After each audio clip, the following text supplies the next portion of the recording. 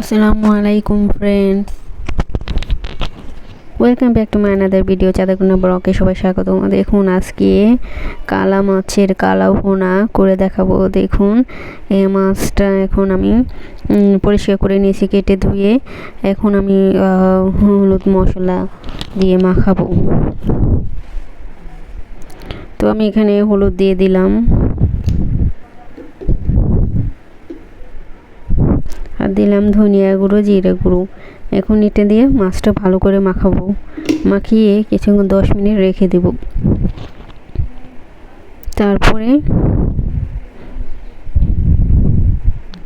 দেখুন আমার মাখানো হয়ে গেছে মাছটা। তো যারা যারা আমার চ্যানেলটি সাবস্ক্রাইব করছেন সবাইকে অনেক অনেক ধন্যবাদ। আর যারা এখনও সাবস্ক্রাইব করেন নাই, প্লিজ আমার চ্যানেলটিকে সাবস্ক্রাইব করবেন সবাই। তো দেখুন আমি মাছটা ভাজতেছি। তো মাছটা তো একটু দূরে থেকে ভাজতে হয়, তেল ছিটি, হাত পায়ে তেল ছিটে আসি। ভালো মানে ভয় লাগে মাছ ভাজতে, কখন চোখের মধ্যে যদি এসে যায় তাহলে বেশি বিপদ হবে। যখন আমার মাছটা প্রায় ভাজা হয়ে গেছে গা, এগুলো ভেজে খাবো শুধু, আর 3 পিস ভুনা করবো। তো দেখুন আমি পেঁয়াজটা ভাজতেছি। আমার মাছ ভাজা হয়ে গেছে গা, এখন পেঁয়াজটা ভাজতেছি।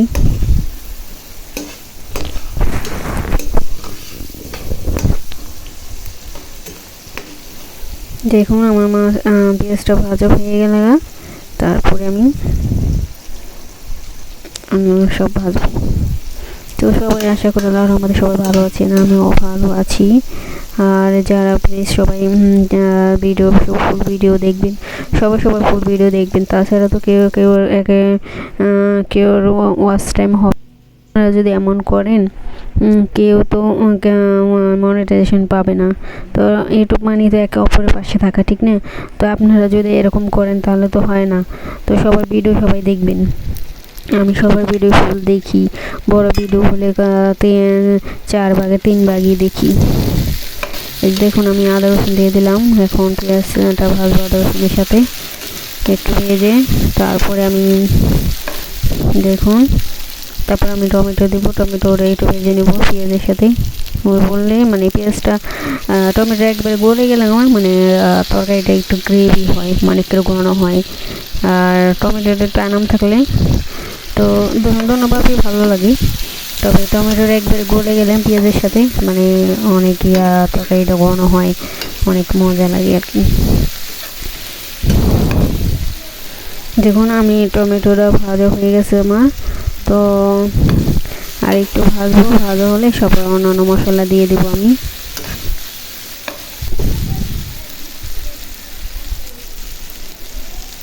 তো আমার ভাজা হয়ে গেছে গা, এখন একটু পানি দিয়ে দিছি। এখন দিলাম হলুদ গুঁড়ো, আর দিব এখানে দিলাম জিরে গুঁড়ো একটু, জিরা ধনিয়া গুঁড়ো একটু দিলাম। আর দেবো এক্সট্রা মাছের মশলা, এটা এক্সট্রা মাছের মশলা। তো আমি এখন সব মিক্স করব, পরে একবারে ভাজবো ভালো করে মশলাটা কষিয়ে তারপর হালকা একটু পানি দেবো। পানি দেওয়ার পর মাছটাও তো আগে ভাজা হয়ে গেছে, তো অল্প একটু কষালেই তরকারিটা হয়ে যাবে। মাছের কালা ভুনা। তো কে খাইছেন মাছের কালা ভুনা? যারা যারা খাইছেন বলবেন কমেন্টে। আর যারা খাননি তারা এইভাবে বানিয়ে খাবেন, দেখবেন অনেক ভালো লাগবে।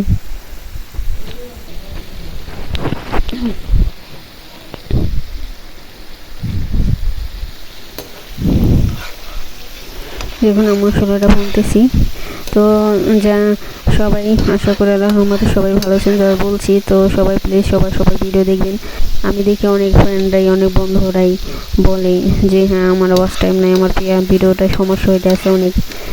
আপনার এরকম করলেই কেমন হবে বলেন? তাহলে বন্ধ করেন কেন, সাবস্ক্রাইব করেন কেন? কারণ যারা সাবস্ক্রাইব করে সবাই সবার ভিডিও দেখবেন। কেউ স্কিপ করলে অল্প একটু করবেন।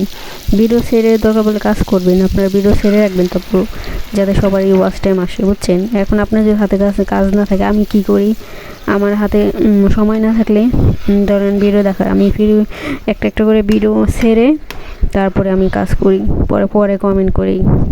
আমি এক একজনের ভিডিও আমি প্রায় 2 বারই দেখি, মানে আমার জন্য অনেকের 2টা ভিউ হয়, কারণ আমি এক এক সময় ভিডিও ছেড়ে কাজ করি, তারপরে ওই ভিডিও চলে যায়, আবার অন্য ভিডিও আসি, তারপরে আমি আবার কী করি, আবার ওই ভিডিওকে আগের ভিডিওটা ক্লিক করে আবার কমেন্ট করি। তো একবার ফুল ভিডিও ফুল ওয়াচ হয়ে যায় সবারই। তো আপনারাও এরকম করবেন, যাদের হাতে সময় নেই, যে ভিডিও দেখার সময় নেই, তাড়াহুড়া করবেন না। না যে এখন এই ভিডিও দেখুন, ওই ভিডিও কোন সময় দেখুন, ওই ভিডিও কোন সময় দেখবো, এরকম তাড়াহুড়া করবেন না। কারণ সবারই ওয়াচ টাইম দরকার, আপনার দরকার, আমার দরকার, ঠিক না? এখন তাড়াহুড়া করলে তো কেউই হবে না। তাই সবার কাছে অনুরোধ, কেউ তাড়াহুড়া করবেন না, ধৈর্য নিয়ে তারপরে একটু ভিডিও দেখবেন। আপনার হাতে কাজ থাকলে মোবাইলটা ফাঁকে রেখে ভিডিও চালিয়ে কাজ করবেন, সমস্যা কী? আমি তো এটাই করি, আমি সবার ভিডিও চালিয়ে আমি কাজ করি, তারপরে পরে আমি কমেন্ট করি। তাই সবাইকে বলছি, দেখুন মাছটা হয়ে গেছে, আমার কেমন হয়েছে মাছ ভুনা। তো সবাই বলবেন, ভালো হলে সবাই বলবেন। আমার কাছে খেতে তো খুবই মজা হয়েছে, কারণ আমি তো খেয়ে দিয়ে পরে ভয়েস দিই আমিও অনেকের মতন। আর ভিডিও করার সময় ভয়েস দেওয়া মানে তাড়াহুড়া করে ভিডিও যদি করা হয় তাহলে ভয়েস দেওয়া হয় না তখন, আর স্পিকার তো সাথে থাকে না, এই জন্য। তো সবাই ভালো থাকবেন, আল্লাহ হাফেজ, খোদা হাফেজ।